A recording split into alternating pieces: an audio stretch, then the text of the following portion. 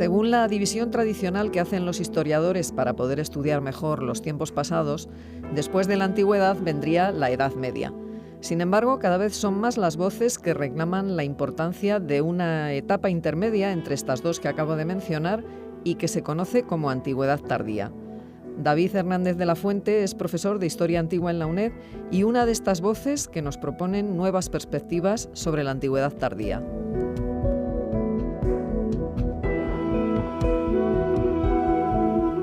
David, muy buenos días y bienvenido a Sin Distancias. Hola, buenos días, muchas gracias. Bueno, la Antigüedad Tardía es una época de la historia que se ha considerado tradicionalmente como un tiempo de transición entre la Antigüedad clásica, representada por Grecia y Roma, y la Edad Media.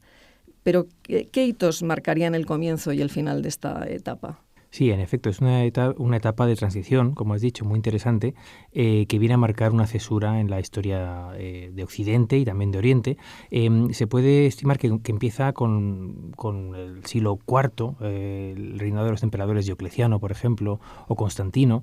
Está muy marcado también ese comienzo por la irrupción del cristianismo como religión cada vez más oficial del Imperio Romano, del mundo clásico greco-romano, que va a ser una de sus herencias, de sus adaptaciones, y se suele extender por algunos teóricos hasta la llegada del Islam, realmente, hasta el siglo VII también de nuestra era, ¿no? Entonces está marcado, como ves, por dos hitos que son a la vez religiosos, pero también culturales y políticos, y que van a tener una honda influencia en la transformación del Mediterráneo, en el viejo Mare Nostrum, desde el viejo Mare Nostrum de los romanos y de los griegos, hasta una cosa bien diferente que es el Mediterráneo de la Edad Media, de la primera o alta Edad Media.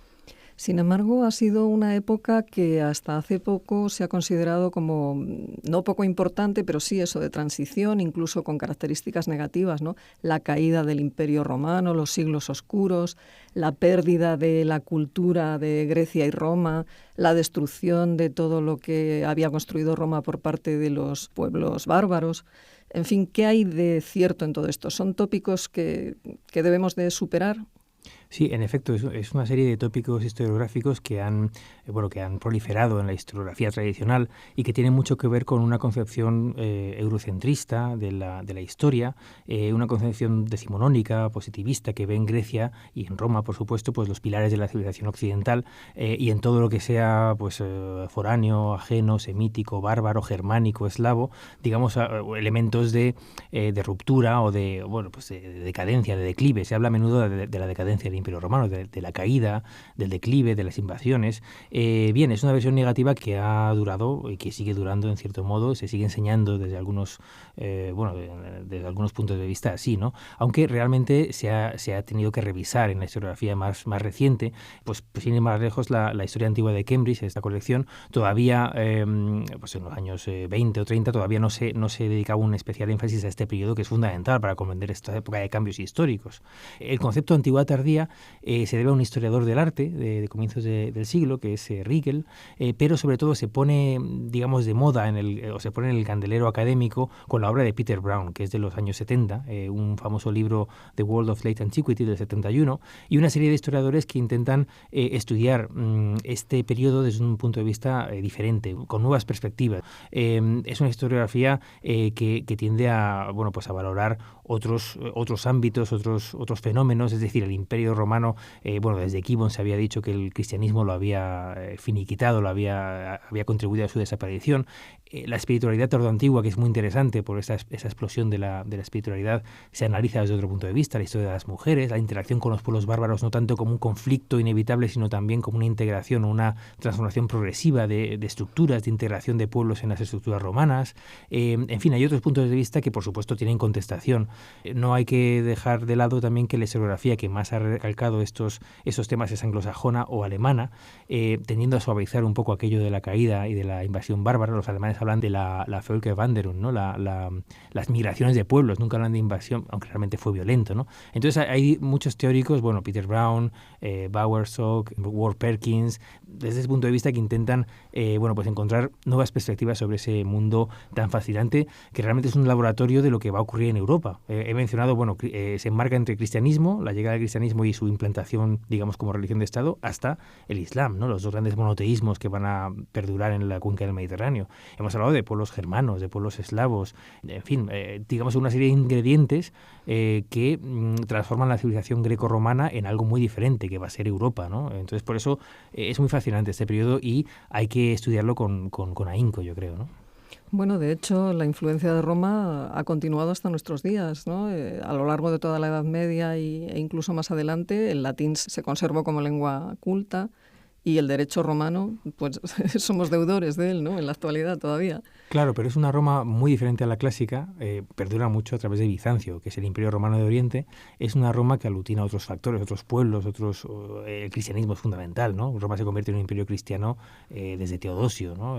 Con una constitución que tiene un credo oficial, ¿no? Y que lo impone legislativamente, con medidas legislativas, ante las otras corrientes del cristianismo y ante el paganismo anterior. Claro, es una Roma muy diversa, pero ciertamente toda la carga de la herencia del mundo clásico griego y romano es transmitida por ese filtro. Por eso la Antigüedad tardía es interesante y es imprescindible, diría yo, como objeto de estudio separado, digamos. Es decir, no trazar la frontera, digamos. Siempre la historiografía tradicional decía, bueno, el mundo antiguo acaba en el año 500 o el año 476, cuando cae el Imperio de Oriente, o en el 529, cuando Justiniano cierra la Academia de Atenas, y empieza la Edad Media, como si fuera aquello una frontera, digamos, que eran conscientes ellos de que se acababa algo, empezaba, ¿no? Es un mundo en transición, con fronteras lábiles, escurridizas, con identidades que se van creando, también el idioma, la literatura, las artes, es muy interesante. Podemos ir repasando, si quieres, algunos aspectos. Digamos que las corrientes tradicionales veían en las artes tardoantiguas, por ejemplo, una decadencia. Hombre, obviamente no estamos hablando del canon griego o de la estatuaria clásica romana o de la pintura pompeyana. Digamos, las estatuas de Honorio o del propio Constantino, pues nos chocan porque es una estética muy diferente, un poco extraña, ¿no? Los telares coptos, por ejemplo, con sus dibujos casi naif. En fin, es una estética diferente, pero no por ello peor, ¿no? No por ello realmente, aunque la ejecución técnica sea diversa, pues hay que también valorar el arte de esos otros pueblos como los germanos o como los coptos, que están contribuyendo a una nueva identidad, a unas nuevas identidades en el Imperio de Oriente o de Occidente, ¿no? Y quien dice las artes habla de la literatura. Las artes plásticas y la literatura, pues es muy importante lo que está sucediendo allí. Se ha solido decir que es una época de declive literario, literatura muy retórica, pues ya no hay pulso en la creación artística, pero es muy interesante lo que se está haciendo, ¿no? La poesía épica, los panegíricos. Bueno, últimamente no solo los historiadores, sino también los historiadores del arte, los filólogos, los filósofos, el pensamiento neoplatónico, por ejemplo, que es tan interesante como gran herencia que tendrá el pensamiento islámico y judío medieval, el cristiano medieval por Agustín, cómo hereda todo el platonismo, el medievo, a través de la Antigüedad tardía, ¿no? Es decir, cada gremio, digamos, de estudiosos de cada disciplina encuentra en la Antigüedad tardía, digamos, unas claves interpretativas muy interesantes para entender ese periodo de transición, ¿no? Y en modo alguno debemos caer en las simplificaciones. Por eso yo creo que también a los estudiantes y a los interesados hay que promover que vean esas otras versiones de la Antigüedad tardía, ¿no? Esas nuevas perspectivas que se le puede dar a un mundo que no es blanco-negro, que no es, vinieron los bárbaros y arrasaron con todo, ¿no? Sino que es muy interesante porque realmente nos dice mucho de lo que viene después y de lo que somos hoy. Por ejemplo, hablando de los bárbaros, ¿de qué forma se fueron integrando en las estructuras que quedaban del imperio o de qué forma las modificaron? Pues de una manera total. Es decir, aparte de los choques militares que hubo, obviamente, pensemos en Adrianópolis, en la batalla del 378 en la que muere el emperador, realmente los bárbaros se van integrando en las estructuras burocráticas, en el ejército. Los grandes magistri militum de la tardoantigüedad son bárbaros, son de origen bárbaro, ¿no? Pensemos en Estilicón, el gran general tardoantiguo, ¿no? Digamos que hacen carrera militar, hacen carrera en la administración del imperio, hacen carrera también intelectual, ¿no? Muchos de los filósofos tardoantiguos son de origen, sirio, o en fin, pues tienen familias no grecorromanas de pura cepa, digamos, ¿no? Y lo interesante es esa especie de mezcolanza que se da en este mundo tardoantiguo, ¿no? Vemos que no se puede hablar claramente de una ruptura total, sino que los bárbaros también, llamados bárbaros, ¿no? Nos entendemos, los pueblos germanos de diverso tipo, alanos, vándalos, visigodos, etcétera, intentan reproducir a su manera las estructuras romanas, intentan perfilarse en sus monedas como generales o como emperadores romanos. otomanos adoptan la toga. Es curioso ver iconografía de germanos con su bigote característico y con la toga. Bueno, es un mundo muy interesante que está, como digo, en el candelero académico, porque realmente podemos aprender mucho del cambio de esa época, que sin duda fue una época también violenta y una época con problemas. Digamos que en el nivel de vida, en la vida cotidiana hubo ciertamente, bueno, pues grandes turbaciones y grandes violencias en las ciudades, ¿no?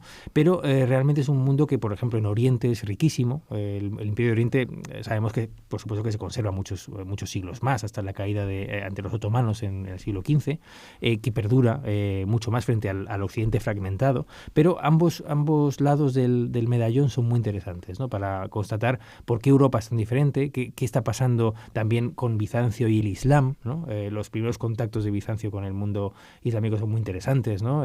Justo cuando los persas son derrotados por el emperador Heraclio, el propio Heraclio será a la vez derrotado por los árabes, ¿no? Y perderá las provincias maravillosas y riquísimas de Egipto y del Oriente sirio-palestino frente a los árabes, ¿no?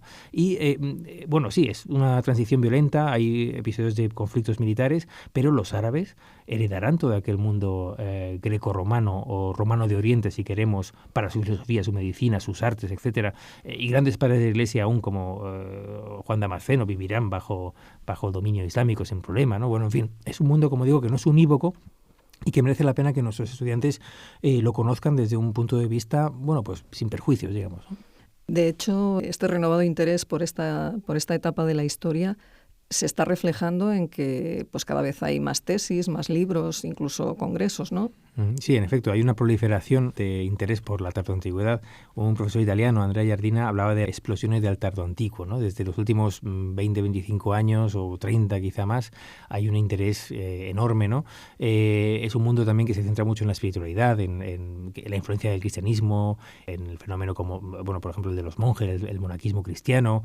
Hay muchas tesis y libros sobre estos temas, todos provenientes muchos de la escuela de Peter Brown, que ha sentado cátedra en es un poco el gurú de los estudios tardoantiguos, y hay una serie de publicaciones muy interesantes. Yo, bueno, querría citar también un congreso que coordinó hace unos años, desde 2009, que fue inaugurado por el propio Peter Brown en Segovia, y que es un congreso que se llama precisamente Nuevas Perspectivas sobre la Antigüedad Tardía.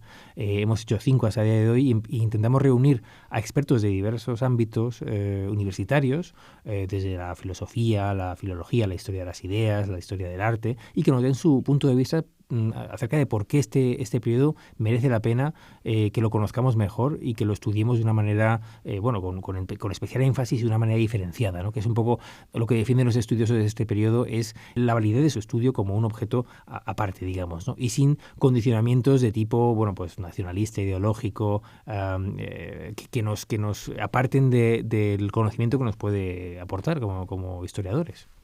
Pues nuevas perspectivas sobre la antigüedad tardía. David Hernández de la Fuente, profesor de Historia Antigua en la UNED, muchísimas gracias por habernos acompañado hoy en Sin Distancias. Muchísimas gracias a vosotros.